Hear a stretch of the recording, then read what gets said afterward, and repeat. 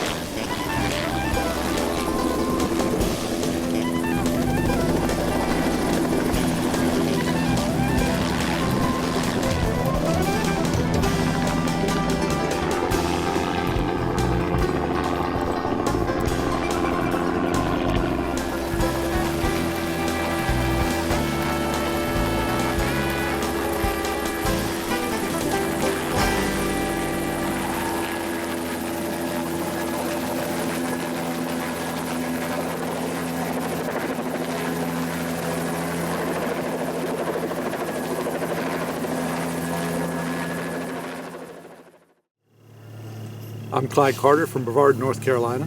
I work at Brevard College as a professor of wilderness leadership and experiential education. I guess I fell in love with the outdoors through my parents. They had me hiking at an early age, and just continued on. But my travels up north have basically been quite a little bit limited. Years ago in the 80s, I worked in Alaska for the Forest Service. They flew us out to remote places on float planes and left us, so our float plane experience reminded me of that. Then also I've been on one other northern trip with Mike Fischescher. That was 2 years ago, up to the Ragged Range, a mountaineering trip. The wilderness has so many benefits. It can start with just an emotional release when you finally leave and you're out in the wilderness. All concerns from back home just kind of fade away, and so your concerns become more, what am I going to eat? How do I stay dry? They're more immediate, consequence oriented. I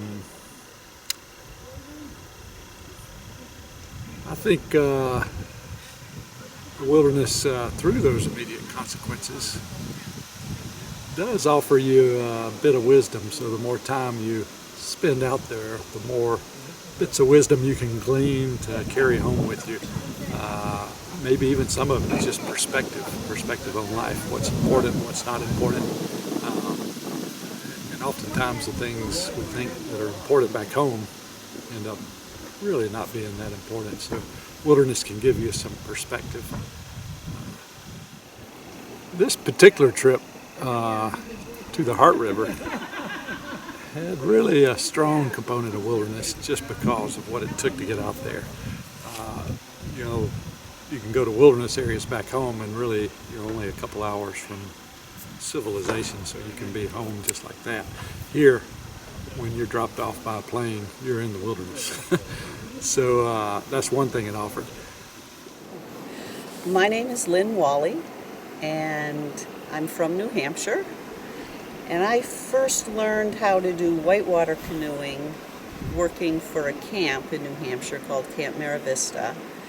And it was there that I was introduced to tripping up in the northern regions. I led a canoe trip up in Labrador for them about 3 times, a 3-week trip. And that was shortly followed by another trip, the Moisey River trip, with friends Peggy and Scott. And then after that, there was a long hiatus when I really didn't have a chance to do much tripping, but knew that I always wanted to get back into it. And we've done several trips up in northern Quebec on the Delay River and the Des Moines River. But it's always been a dream to come to the Northwest, because I've always heard that that's beautiful. So it was real exciting to be invited on this trip, which is our first experience in the Northwest and in the Yukon. When you're out for extended periods of time in the wilderness, what does that do for you? Well, I think one of the main things is it reduces life to its basic simplicity. And ever since I started doing trips like this, I've always tried to recreate that simplicity at home, but never successfully. Where the day just flows, there's no time schedule. The day just flows, where you get up and you eat, and then you're traveling on the river. You have time to think, you have time to socialize with other people, and you're not always on the rush.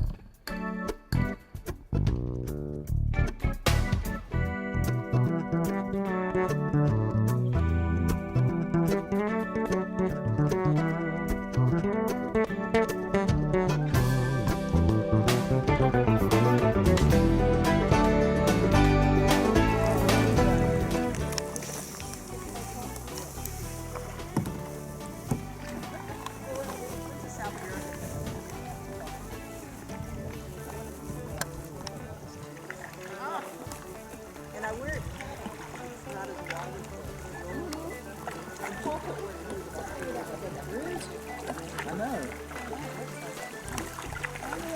That one I had under my thigh, the hamstring injury, looked like that. All of them.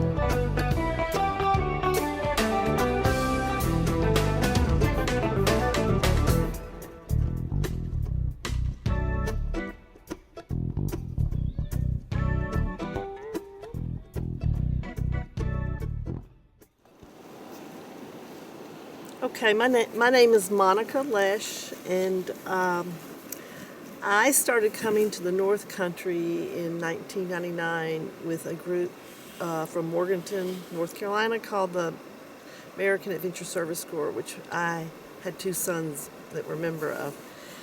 And we did the Keel River trip with a bunch of other adolescents, and Mike and Nina. And I just love it. I love the outdoors. I love the wilderness. I love the remoteness.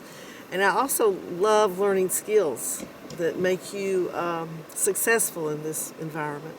And I think it's an essential ingredient to living, to know how to work in this type of remote area. And I'm happy to have the knowledge and keep gaining it.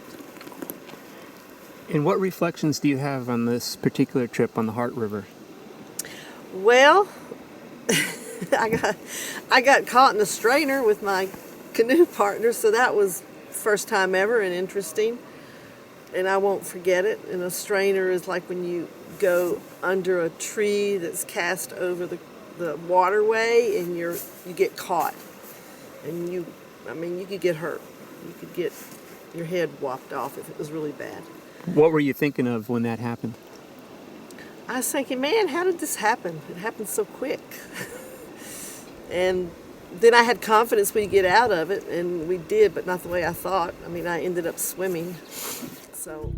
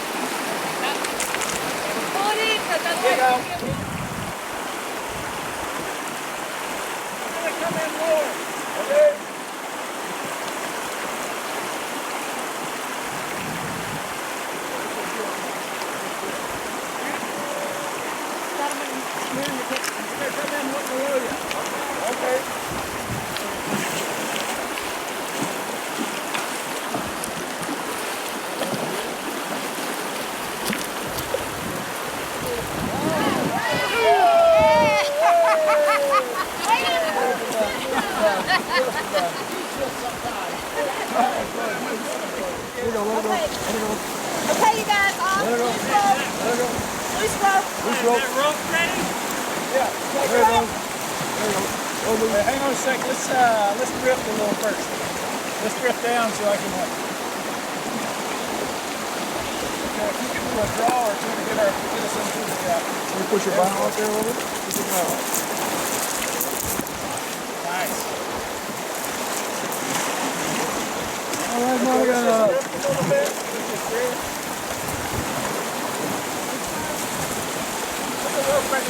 Woo-hoo! What happened? Good, they just did a good job. Oh, good. No, good job.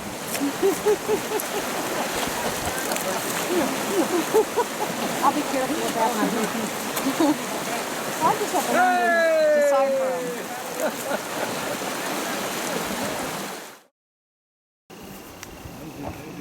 I think one particular highlight was when we lost Lewis and Monica's canoe, and that's a serious thing out in the wilderness when you lose a canoe and all the gear. But I think the highlight was when we came around the corner and saw that canoe sitting upright on a shallow gravel bar, and man, that was just such a relief, I guess, knowing that we got the gear. It's good.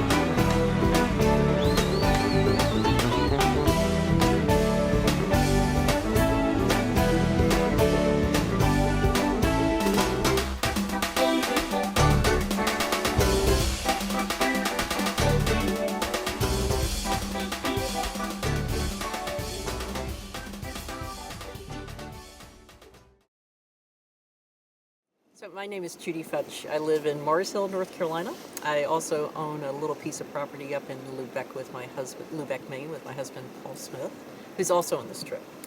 I have a long history. I was a very active Girl Scout, and my Girl Scout troop still actually has reunions, and we did lots of outdoor things. So that was where that whole sense of getting involved in the outdoors began. Worked in a couple different outdoor schools, one being Outward Bound, where I met the vast number of the people who were on this trip. But one of the things I've always enjoyed about the outdoors is that sense of finding my place in the outdoors, and that sense of being renewed by the wild, the wide open spaces. My personality needs that. It totally renews me. Partly it's the adventure, but partly it's just wide open spaces. Well, one of the things that really intrigued me about this river is very few people paddle this river. So, kind of in a sense of almost being a pioneer. I did the trip with some of these same people a couple years ago on a trip in the same area called the Redstone, and it was probably we were the first recreational boaters, we believe, who obviously not native people, but recreational boaters on that trip. So I love the whole idea of you live as succinctly as you can. You're depending on yourself and you're depending on others.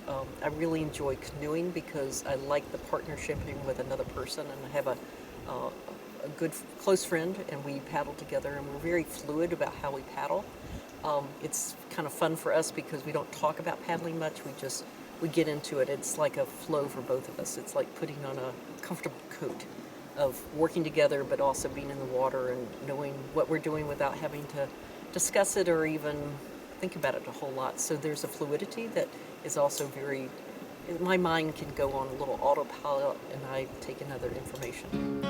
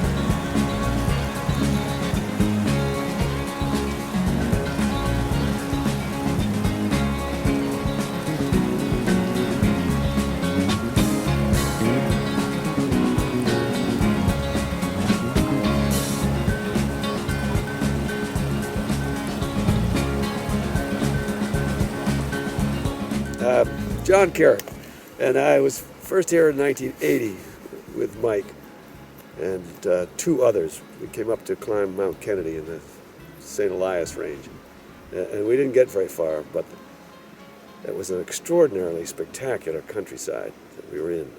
Glaciers and mountains and glaciers and mountains, and long twilights and long dawns, and it was just one of the most spectacular places I've ever been. So that captured my interest in the region. And it's been on my life list for a long time to do a classic Canadian river. And I've never had a clear opportunity until this year. And when I learned that Mike was going to do the Hart River up here in the Yukon, I badgered him a little about coming along. So I'm really delighted to have had the opportunity to do this. It's just it's the fulfillment of an aspiration, and it more than surpassed my expectation in terms of its natural beauty. Just stunning.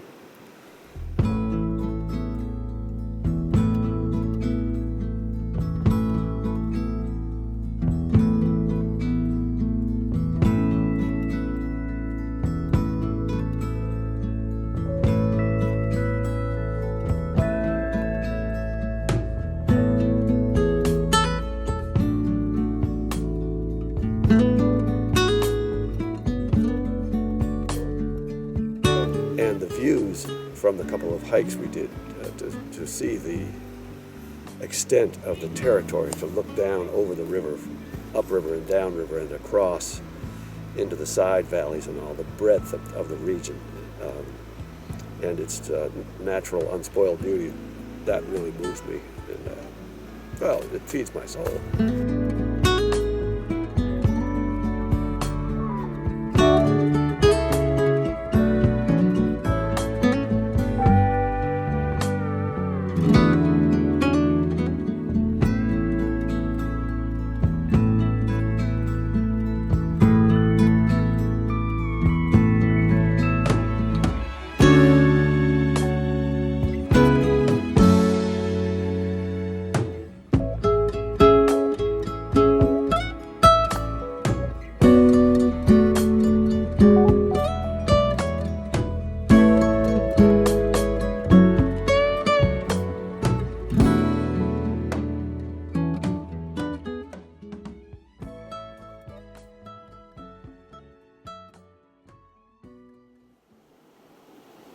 My name's Tom Wally from Mount Vernon, New Hampshire.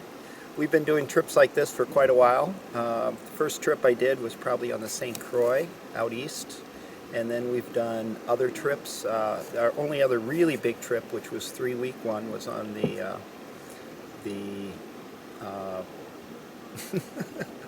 Delay River, and that was really pretty interesting. I enjoy going on these trips because it really takes you away from your day-to-day. Whenever you're home or close to home, there's always seems to be things to do. When you're out here, it kind of makes things a little more focused. Your only task is to get to the next spot that you're going to set up camp, and just to be able to do that, it just kind of puts you in a whole different world. And the longer you're out here, the more you get part of it, and it just really removes you from your day-to-day stuff. And so that's the main thing I like, not to mention the white water and the seeing wildlife and just being away is interesting.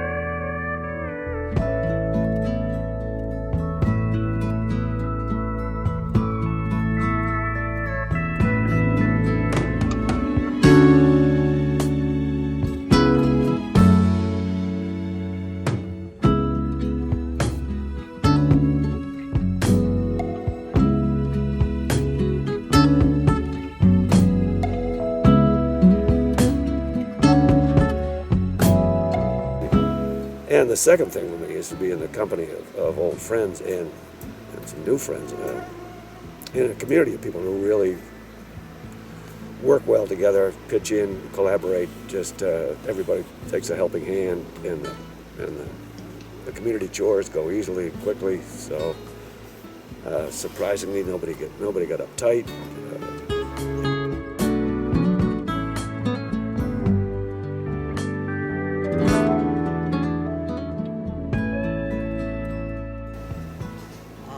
And then another thing that I enjoy about being out on these trips is just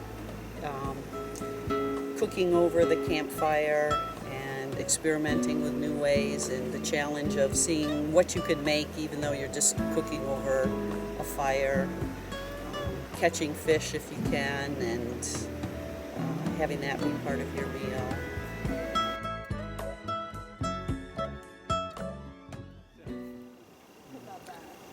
My name is Lewis Glenn, and I've grown up around water most of my life.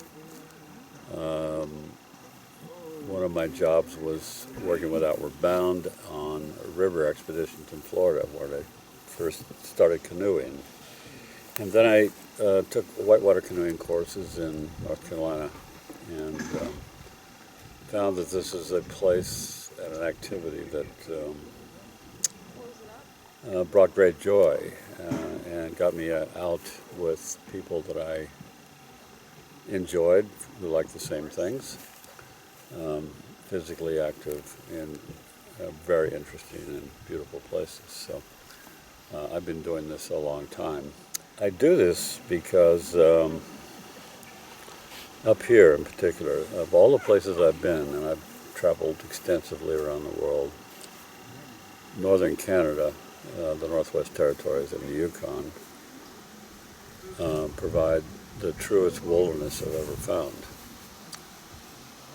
And by that I mean supreme quiet.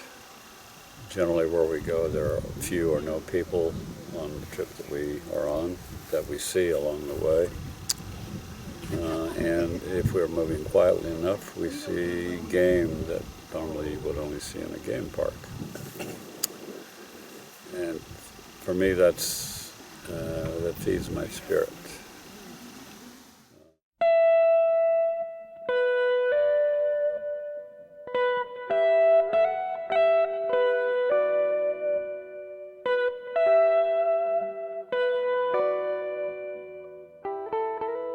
One of the better days. I wasn't able to hike with everybody else because of my leg, but it was really interesting to be able to watch them because we could see them going up the side of the hill. And that just was really interesting because you could just see the progress as they were going. So that was fun.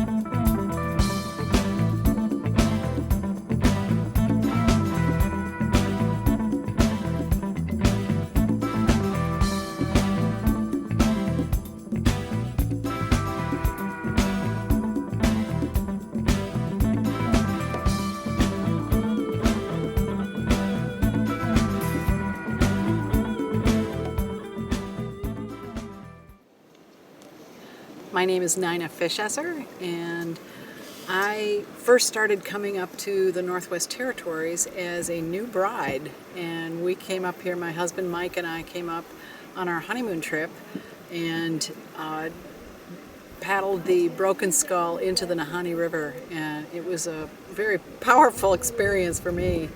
And we went with a group, and it was just wonderful, and it really caught me. And so I just love it up here. And I've done several rivers since then with Mike and friends, and it's just wonderful. And each time is very different from the last. And so I just really love it. Well, it makes life stop. And 10 years ago it was very different than it is now. Now I work with injured and orphaned wildlife at a college, and life is very busy. It's very intense because we're dealing with life and death situations every day, and we're taking care of lots of animals and teaching students, and it's just it's a wonderful job, but it's a long day, and it's very fast-paced. So when I get out here now, I'm looking for animals that are not injured and broken. So that really puts it all together. It connects the two, because when I'm dealing with injured animals, I don't get to see all these perfect animals that are out there doing what they're supposed to be doing. And so it reinforces what I am doing because it connects the two. And that's one thing it does for me now. And then the other piece is spending time with Mike. We live these parallel lives of living our dreams, really. And we have to really just make appointments to get together. And, we'll go away for a weekend and go to Asheville and, stay at a hotel and go to movies. But when we're out here, it's totally different. We don't have the distractions of movies and hotels and meeting people for dinner and things like that. So everything slows down quite a bit, and we just get to enjoy each other. And so I love that part of it too, is just the quality time that we have together.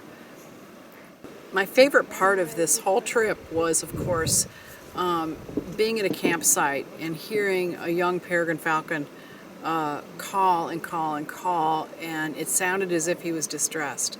And so we spotted him, and then we paddled up, and we saw that he had fallen from his nest.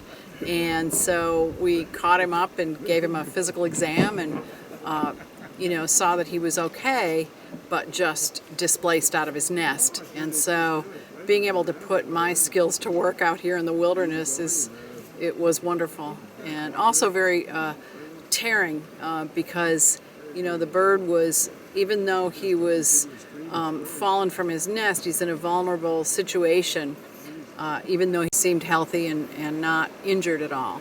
And so that pulled at my heartstrings to worry about his outcome.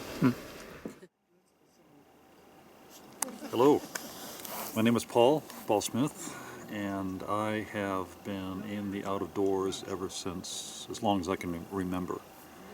I grew up in Michigan and on lakes and hunted frogs and fished, and basically was just outdoors just about every chance I could get.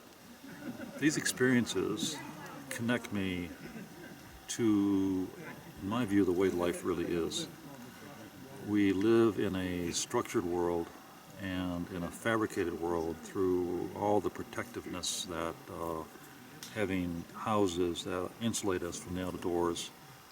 And I like the idea of feeling the cold, feeling the heat, feeling the sun, the rain, the snow, cold. And so the experience of being out here during the past 2 weeks has been like that. We've experienced a variety of weather conditions, and so a lot of things that I'm already familiar with, but the thing that makes this one special is the people I was with, great folks to mesh with, and that adds another human dimension, which I haven't mentioned before. You're hearing part of that right now probably in the background. You could not be relaxed. It wasn't a day trip where you simply lay out and enjoy the sun the way that we do on a beach. In this case, if you didn't pay attention, you could find yourself in a bad way, and not only just an uncomfortable situation, but it could be a life-threatening situation. So being alert, it's important.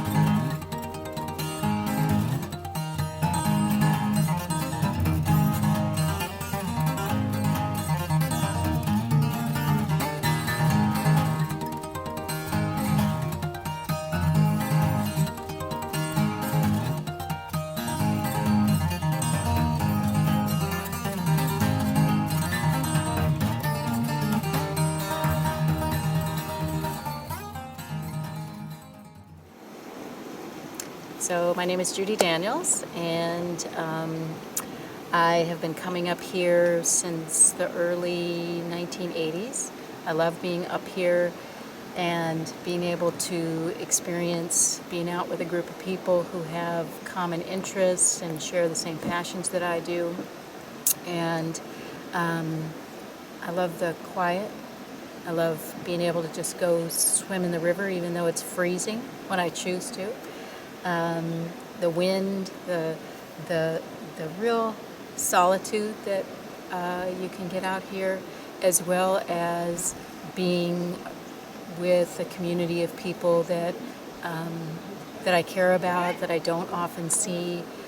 Some of the folks I haven't seen in like 30 years. So it's a great way to reconnect with people. It's a great way to share passions, to learn other people's lives and what's happening in the transitions that they're going through, some of which are similar, some of which are different. It's always wonderful to sort of catch up with people and see where their lives have taken them. And the things that I love being out in terms of being on this particular river have been, I think, again, the connecting with people. Starting a river almost at the headwaters is wonderful. To be able to sort of take the whole path of the river down to the confluence of an even bigger river.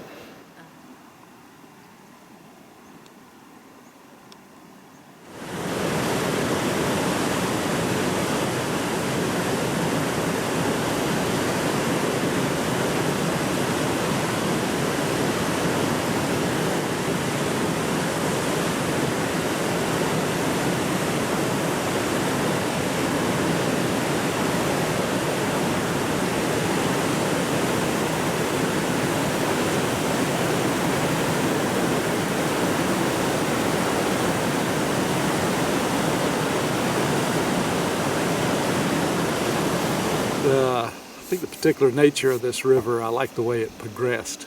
So as far as the rapids go, it was quick moving water to begin with, so you could really work with your partner and get the basics down. There were some challenges early on with the narrow braiding and fast turns, fast current, but then later in the trip we started seeing rapids and having to negotiate those, even to the point where we had to decide, do we run it or do we not? And oftentimes we did line it. And so that progression of the river was a really neat part of the Hart.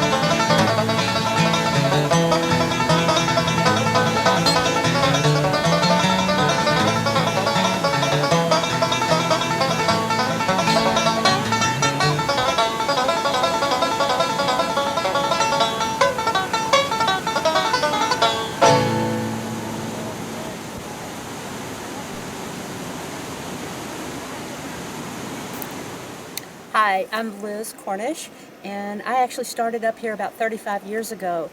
And what drew my interest to this particular area is I was looking at a magazine, and there was a canoe with a spray skirt, and they were paddling away from the audience. So you only saw the backs of the two people in the canoe, and there was this giant moose rack that came out of both sides of the canoe. And I said, I have to go somewhere where you can find a moose rack. And sure enough, in 1981, which is almost 35 years ago, that's what we did. And so with a group of very close colleagues that were very competent, we took off and we spent 30 days up in the Northwest Territories on the Hart River. And it was a magical experience for a number of reasons. Over the years, and that's been a lot of years, 35, right? I've done trips all over the world. I've rafted the Omo River with hippos and crocs, and I've done a solo trip up in the Arctic Circle, and paddled the Zambezi, which is a powerful river in southern Africa. A number of different trips like that. And the commonality for me is it's really fun. I mean, one of our friends said at one point, never have so many laughed about so little for so long. And it's really true. I don't know if it's because all of us are in our happy place out here that come and do this kind of crazy stuff, or if it's just because it's so relaxed because we don't have the petty stuff that goes on in our real lives that sometimes can suck your soul a little bit. So there's that is fun. But then I think if you dig a little deeper, for me, what I have noticed is that over the years, if you can imagine being so completely immersed in the present, and I'll give you some examples, like emotionally, maybe the first time you fell in love, or spiritually, the first time you heard this amazing church sermon, or physically, where you learned how to do a really cool dance step, or do a basketball move, or whatever it is, where it had you so completely in that moment and excited and immersed. Well, for me, being out here brings all of those pieces, the spiritual, the mental, the physical, the emotional, and puts it all in one bucket and has me experiencing that day after day after day. And it isn't about defying death. What it is, it's about being so completely immersed in life, and I come back feeling incredibly grateful that I'm alive.